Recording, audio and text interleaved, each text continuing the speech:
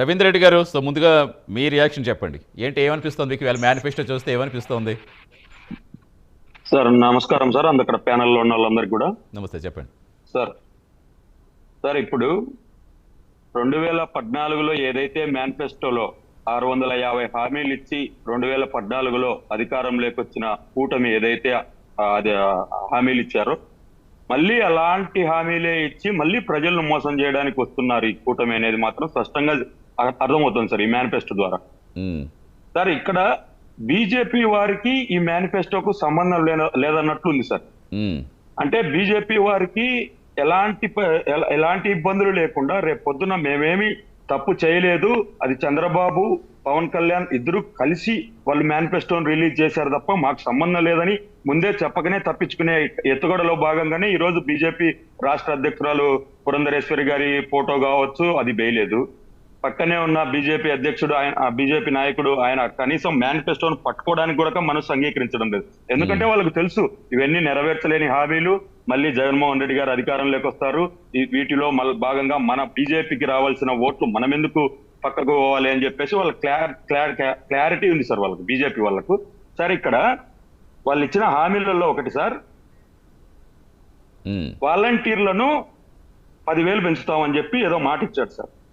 వాలంటీర్లు అనే వాళ్ళు ఎవరుండి, తలుపులు కొట్టేవాళ్ళు, గోనె సంచులు మోసేవాళ్ళు, అర్ధరాత్రులు వచ్చి తలుపులు కొడతారని ఈ మాటలే మాట్లాడిన ఇదే పెద్ద మనిషి మళ్ళీ ఈ మేనిఫెస్టోలో 10,000 ఇస్తాం, వాళ్ళను రెగ్యులర్ చేస్తాం అని చెప్పేసి ఏదో చెప్తున్నాడు సార్.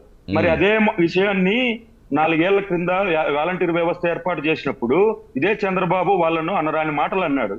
మళ్ళీ ఇంకో ఆయన పెద్ద మనిషి పవన్ కళ్యాణ్ గారు ఏమన్నారు, వాలంటీర్ల వల్ల మొత్తం రాష్ట్రమే సర్వనాశనం అయిపోయింది అనే విధంగా వాలంటీర్లు ఉమెన్ ట్రాఫికింగ్ చేస్తున్నారు, అవి చేస్తున్నారు ఇవి చేస్తున్నారని చాలా నీచమైన పదాలు వాడుతూ వాలంటీర్లకు లేనిపోని అన్ని అంటగట్టి వాళ్ళను చాలా బదనాం చేసే మాట. రవీంద్ర గారు, అంటే అందరి గురించి కాదు కదా, కొంతమంది వల్ల అని చెప్పారు సార్. అక్కడ కొంతమంది అనే పేర్లు తీసి ఎవరైతే మోసం చేశారో వారిని పేర్లు చెప్పి ఎక్కడైతే మోసం జరిగింది, ఏ ప్రాంతంలో, ఏ వార్డు, ఏ గ్రామాల్లో మోసం జరిగింది అనేది వాళ్ళ దగ్గర లెక్కలు ఉంటే గనక అవి చెప్పింటే పర్లేదు సార్. ఈ వాలంటీర్ వ్యవస్థనంతటినీ దుర్భాషలాడిన ఈ గనులు సార్ వీళ్ళిద్దరు కూడా, చంద్రబాబు గారు కావచ్చు, పవన్ కళ్యాణ్ గారు కావచ్చు. మళ్ళీ అదే వాలంటీర్ వ్యవస్థను మళ్ళీ ఏర్పాటు చేస్తాం, 10,000 ఇస్తామని మాట్లాడుతున్నారు సార్. అంటే ఒకటి రవీంద్ర గారు, సార్ ఇప్పుడు మనం మేనిఫెస్టో గురించి మాట్లాడుకుంటాం కూడా చెప్తారు కానీ అంటే సహజంగా ఇప్పుడు మీ మేనిఫెస్టో వచ్చినప్పుడు చాలా మంది అనుకున్నది ఏంటంటే అధికారంలోకి రాకముందు 2019కి ముందు చాలా చక్కగా డిజైన్ చేస్తారు, ఓటర్లను ఆకర్షించే విధంగా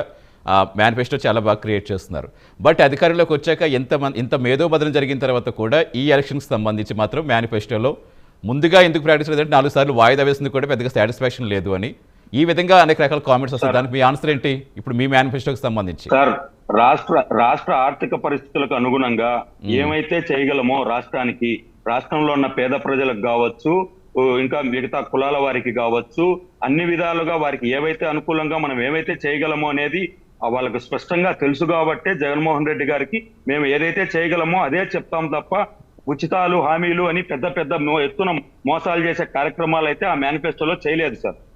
ఇదే పెద్ద మనిషి చంద్రబాబు ఇది శ్రీలంక అవుతోంది, సోమాలియా అవుతోంది, ఈ ఉచితాలన్నీ ఇచ్చి రాష్ట్రాన్ని నాశనం చేయాలని చూస్తున్నారు అని మాట్లాడిన ఈ చంద్రబాబు ఈ రోజు మేనిఫెస్టోలో పెట్టిన ఈ మేనిఫెస్టో ప్రకారం ఈ లెక్కలన్నీ వేసుకుంటే దాదాపు రాష్ట్ర బడ్జెట్ 8 కోట్లకు చేరుతుంది సార్.